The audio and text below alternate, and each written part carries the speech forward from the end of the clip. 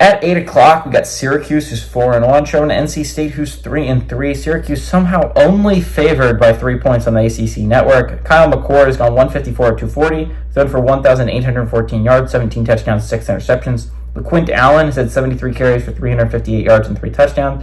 And Trevor Penna has had 34 catches for 383 yards and 5 touchdowns. CJ Bailey has gone 71 of 7, thrown for 741 yards, 4 touchdowns, 3 interceptions.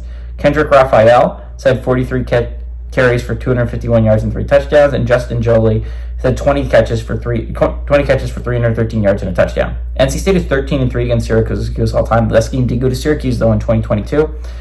Syracuse has not gone on the road and beaten NC State since 2013 though, but there's a first time for there's a chance to end this here. Honestly, NC State might be the worst team in the ACC. They are the worst team in the ACC, which would have been crazy to say at the beginning of the year. People were hyping NC State up as a possible dark horse for the playoffs. They have looked by far like the worst team in the ACC.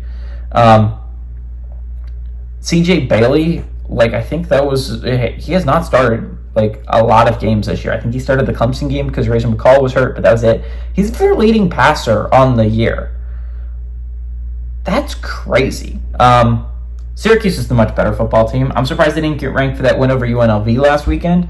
I thought that was at least worthy of consideration to be ranked, right? Especially over a team like Michigan. Shouldn't be ranked.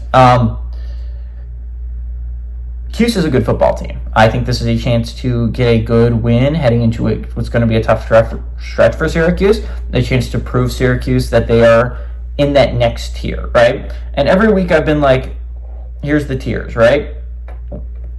As you got Clemson and Miami up here, and then there's a second tier. And the second tier for me was Louisville and Boston College, right? I would say they dropped to the third tier. And now I would say this tier up here in tier 2 is teams like SMU, teams like Syracuse, and honestly a team like Virginia, right? That's the tier 2. That's the next level of competitors. In Pitt, I would put in this tier 2 as well. Syracuse is there. They just need to keep winning football games. That one loss is going to really hurt on your resume. Number 1 is to Stanford, who has not looked great this year. And number 2, it's not a phenomenal win. Not a phenomenal loss to have on the resume, but it also hurts your ACC standings, right? You already have a loss in ACC play. That is not the case for teams like Pitt and Virginia and SMU. Despite having losses, Virginia and SMU both undefeated in conference play. I think you're going to need some help if you're the Cuse, right? It starts here. NC State's the worst team in the ACC. It does not get easier than this outside of if you were playing them at home.